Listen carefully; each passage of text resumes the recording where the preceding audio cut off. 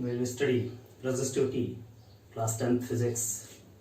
कल हम लोगों ने पढ़ा था कि रेजिस्टेंस क्या होता है, उसका फार्मूला हम लोगों ने पढ़ा था।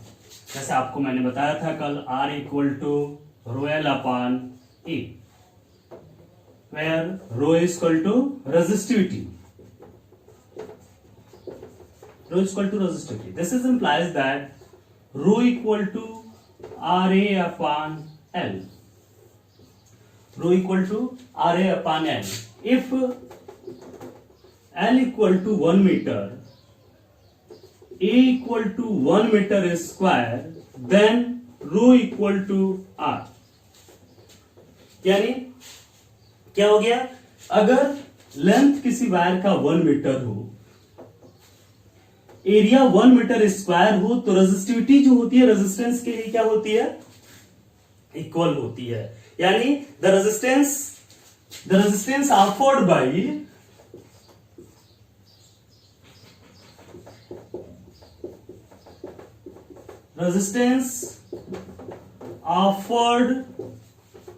Bye a wire of unit length and unit cross sectional area, ठीक है। the resistance offered by unit length and unit cross sectional area, ठीक है, यूनिट लेंथ है और यूनिट क्रॉस सेक्शनल एरिया है, is called resistivity, is called resistivity. इसी को हम लोग क्या कहते हैं? रेजिस्टिविटी कहते हैं। यानी रेजिस्टिविटी जो होती है, अगर यूनिट क्रॉस सेक्शनल एरिया है, यूनिट लेंथ है, तो रेजिस्टिविटी रेजिस्टेंस के ही क्या होती है? इक्वल होती है। जितना उसमें रेजिस्टेंस ऑफर्ड होता है उतनी रेजिस्टिविटी क्या होगी? ऑफर्ड होगी। बट अंतर केवल क्या है उसमें कि रेजिस्टेंस जो है लेंथ और एरिया पर डिपेंड करता है, बट रेजिस्टिविटी लेंथ और एरिया पर डिपेंड नहीं करती। वो क्या होती है? चेंज हो जाती है। ठीक है, तो ये चीजें यहां पर हम लोग देखते हैं। ठीक है, तो अब यहां पर हम लोग चलते हैं, एरिया लेते हैं और लेंथ है, इस पर रेजिस्टेंस डिपेंड करता है, रेजिस्टिविटी डिपेंड क्यों नहीं डिपेंड करता?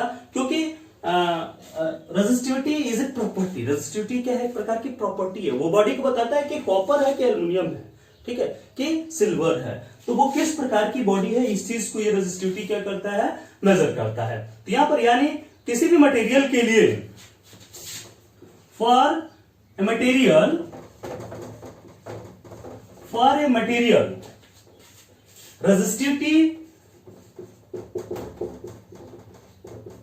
resistivity is not depend on its length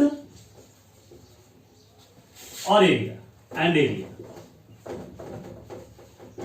यानी रेजिस्टिविटी जो होती है लेंथ और एरिया पर डिपेंड नहीं करती है। लेंथ कितनी बड़ी हो उससे हमारा कोई मतलब नहीं। मटेरियल कॉपर है तो उस मटेरियल कॉपर पर ही क्या करती है? डिपेंड करती है। Resistivity of material varies with temperature, ठीक है, वो टेम्परेचर पर डिपेंड करती है। अब चलिए इसके यहां पर हम लोग यूनिट निकालकर देख लेते हैं। यूनिट इसका क्या हो जाएगा? ये देखिए, इसका हुआ ओम मीटर स्क्वायर अपन क्या? मीटर। यानी यूनिट क्या हो गई? ओम मीटर हो गई। तो रेजिस्टिविटी की यूनिट क्या होती है? ओम मीटर होती है। यानी देख रहे हैं पर यूनिट लेंथ पर जो रेजिस्टेंस ऑफर्ड होता है वही क्या कहलाती है? रेजिस्टिविटी कहलाती है किसी भी मटेरियल के लिए। तो रेजिस्टिविटी जो है only depends, resistivity of material varies with temperature.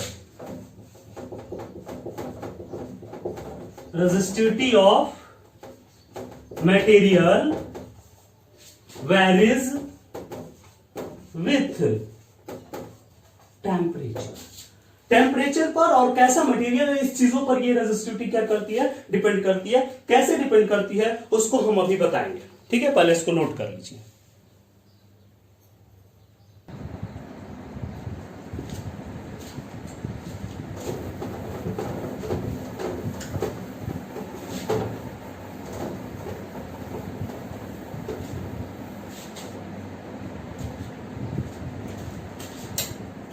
ये लिखते हैं आगे। तो मैंने कहा कि रेजिस्टिविटी जो है यानी रो डिपेंड्स ऑन टेम्परेचर। टेम्परेचर पर क्या करता है? डिपेंड करता है। कैसे डिपेंड करता है हम देखते हैं। जैसे होगा क्या, जैसे मान लीजिए कंडक्टर ले लीजिए, कंडक्टर के लिए क्या होगा? कंडक्टर आप जानते ही हैं, व्हाट इज कंडक्टर? कंडक्टर मतलब क्या है? जिसमें इलेक्ट्रिसिटी तेजी से फ्लो होती है, जो हीट जिसमें तेजी से फ्लो होती है, उसको हम क्या कहते हैं? कंडक्टर कहते हैं।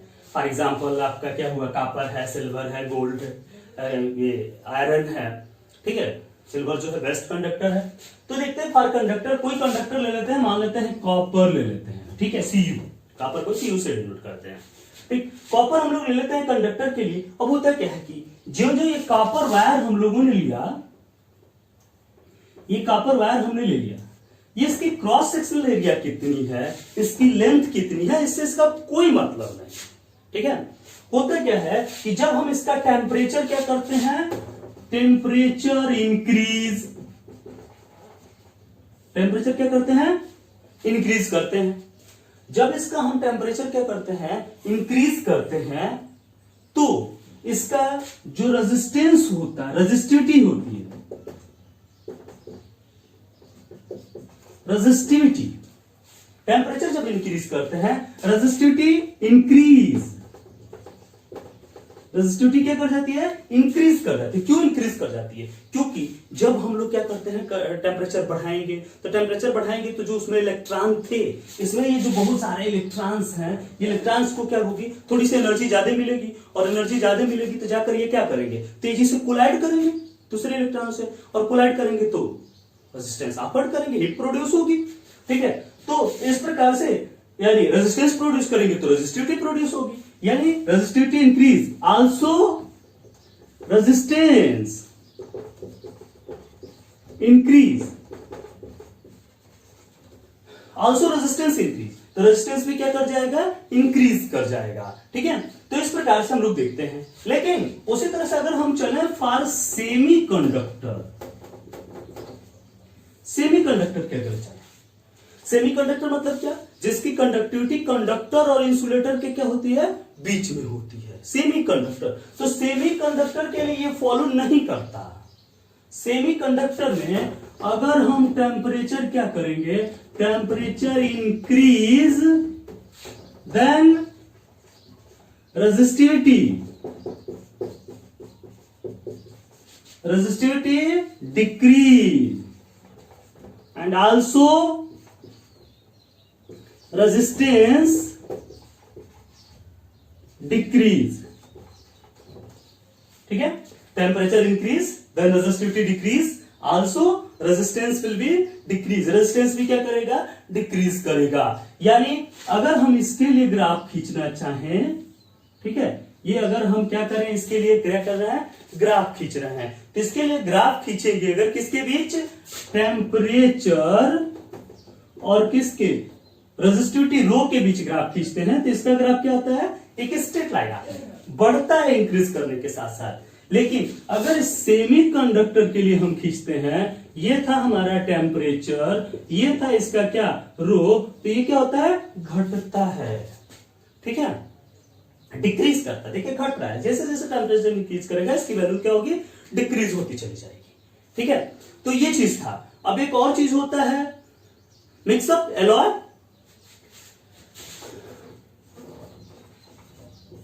एलॉय, ठीक है। एलॉय कुछ एलॉय में थोड़ी बहुत होती है प्रॉपर्टी, लेकिन ज्यादातर सब किसी भी एलॉय में ये प्रॉपर्टी नहीं होती है, ठीक है। जैसे हम लोग मानते हैं मैग्नीन, कॉन्स्टेंटन, ठीक है, मैग्नीन है, कॉन्स्टेंटन है। तो एलॉय में क्या होता है कि जब हम टेम्परेचर क्या करते हैं? इंक्रीज करते हैं, रेजिस्टिविटी कांस्टेंट, रेजिस्टिविटी क्या होती है? कांस्टेंट होती है, रेजिस्टिविटी पर कोई इफेक्ट नहीं पड़ता है। यानी कहने का मतलब क्या है कि जो रेजिस्टेंस होता है, रेजिस्टेंस वो 4 चीजों पर डिपेंड करता है। रेजिस्टेंस लेंथ पर डिपेंड करता है, एरिया पर डिपेंड करता है, मटेरियल पर डिपेंड करता है। जैसे ये एलॉय में था नाइक्रोम, मैग्नीज, ठीक है। मटेरियल पर डिपेंड करता है और किस पर डिपेंड करता है? टेम्परेचर पर डिपेंड करता है। यानी इट इज डिवाइडेड इन 4, यानी ये 4 फैक्टर पर रेजिस्टेंस क्या करता है? डिपेंड। ये 4 फैक्टर्स पर क्या करता है? डिपेंड करता है। But resistivity rho depends only 2 factors, material and temperature. It's depend only 2 factor. ये केवल और केवल क्या होता है? 2 फैक्टर्स पर ही डिपेंड करता है और किसी पर डिपेंड नहीं करता है, ठीक है। तो ये चीजें होती हैं, इसको कर लीजिए।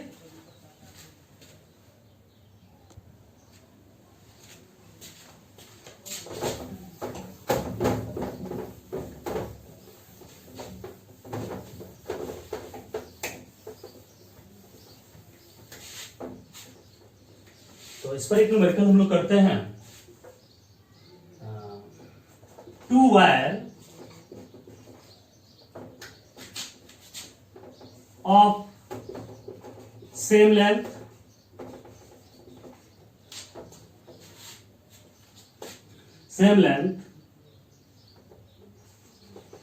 one is copper and other is aluminium, ठीक है। have resistance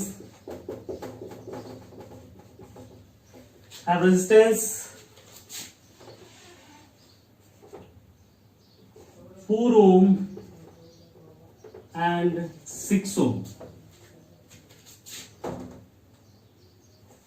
of cross sectional area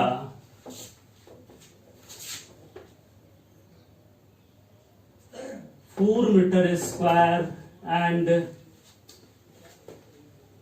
3 meter square respectively. Find ratio of resistivity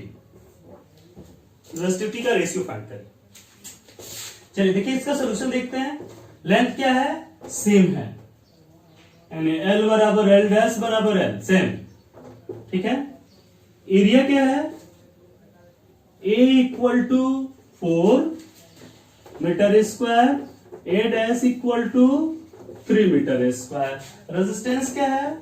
R equal to 4 ओम और R डैश इक्वल टू 6, ठीक है।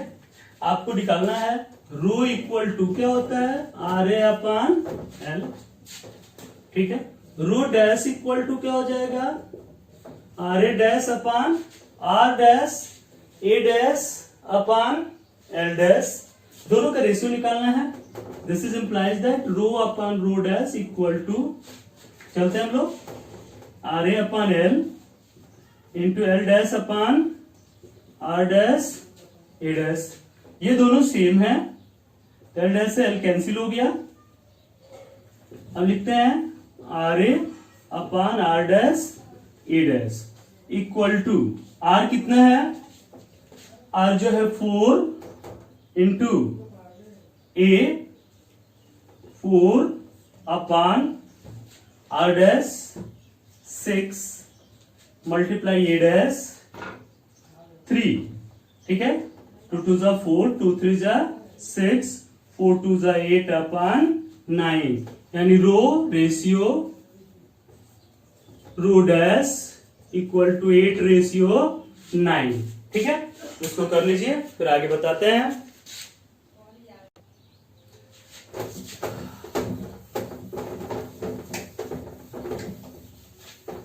चलिए, ये था आपका क्या? रेजिस्टिविटी, ठीक है। कुछ सिंबल देखते हैं हम लोग, जैसे सेल को हम लोग कैसे डिनोट करते हैं? सेल को ऐसे डिनोट किया जाता है, ठीक है। ये प्लस हुआ, ये क्या हुआ? माइनस हुआ। अब यही मान लीजिए कि बैटरी है, बैटरी को किससे डिनोट करते हैं?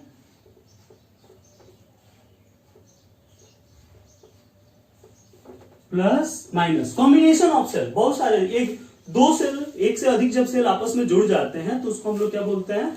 बैटरी बोलते हैं। ठीक है, तो एक से ज्यादा सेल्स को हम लोग जोड़ देते हैं तो वो क्या हो जाता है? बैटरी हो जाता है। ठीक है, तो ये बैटरी हो गया। ये ओपन की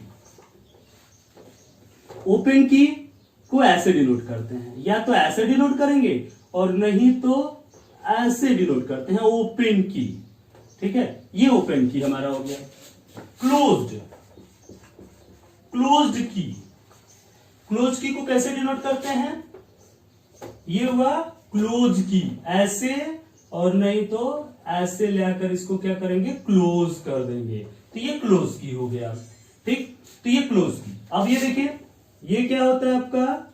ये एमीटर है, ये वोल्टमीटर, ये गैल्वेनोमीटर। ठीक है, एमीटर मतलब करंट मेजर करता है कितना हुआ, वोल्टमीटर वोल्टेज मेजर करता है, गैल्वेनोमीटर ये करंट फ्लो हो रहा है कि नहीं हो रहा है, इस चीज को ये क्या करता है? मेजर करता है। ठीक है, आगे ये लिख ले रहा है, एमीटर वोल्टमीटर गैल्वेनोमीटर ये दिख रहा है।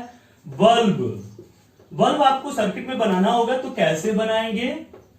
ये आपका क्या हुआ? ठीक है, ऐसे, ये ऐसे बल्ब हो जाता है, ये बल्ब का डिनोशन है। ठीक है, तो इस प्रकार से हम बल्ब को क्या करते हैं? डिनोट करते हैं। तो ये आपका क्या हो गया? बल्ब हो गया। अब रेजिस्टेंस वायर, जो रेजिस्टेंस आप अभी लिखते थे, ये रेजिस्टेंस हुआ,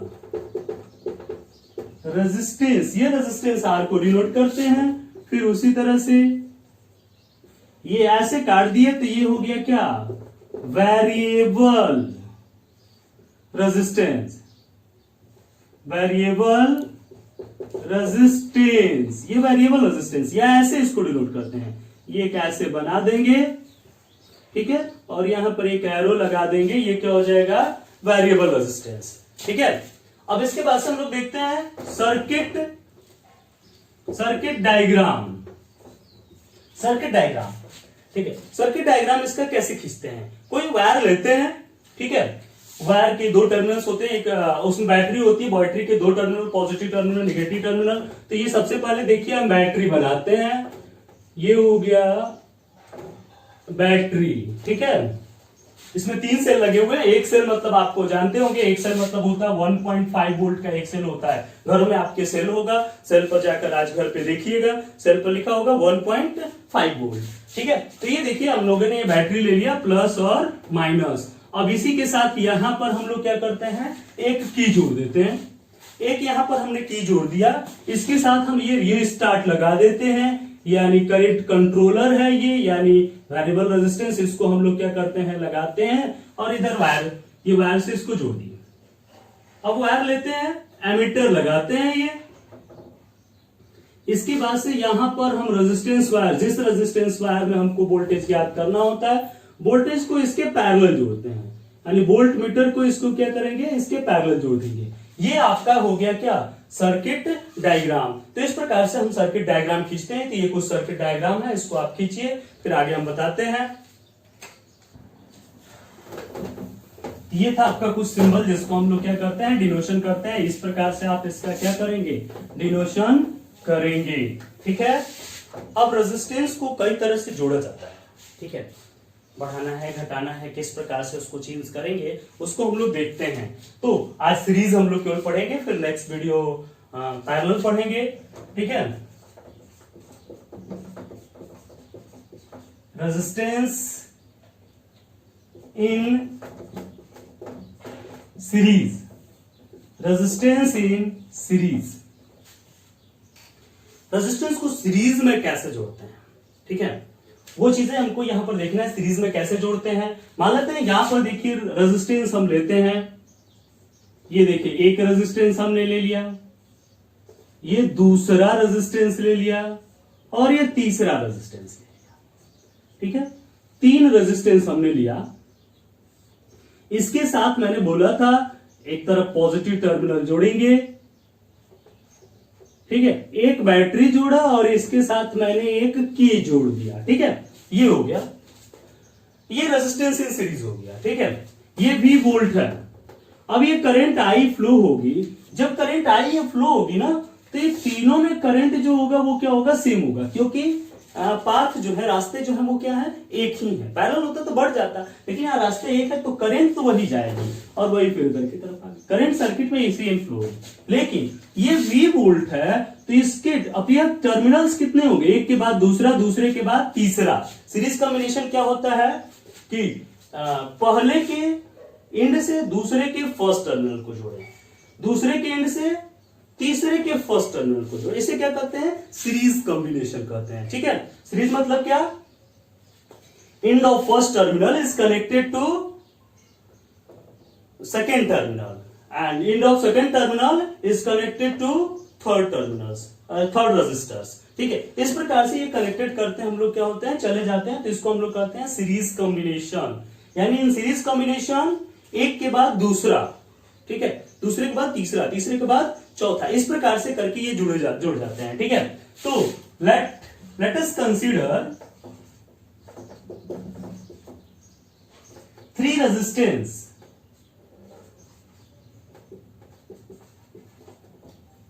R1, R2, R3 are connected in series.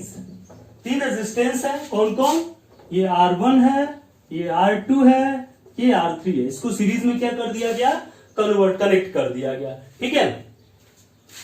Potential difference across it be V1, V2 and V3 respectively, ठीक है। इसके बीच का पोटेंशियल डिफरेंस V1 है, इसके बीच का पोटेंशियल डिफरेंस V2 है, इसके बीच का पोटेंशियल डिफरेंस V3, ठीक है। तो ये चीज हो गया रेस्पेक्टिवली। अब यहां पर देखते हैं according to Ohm's law, Ohm's law से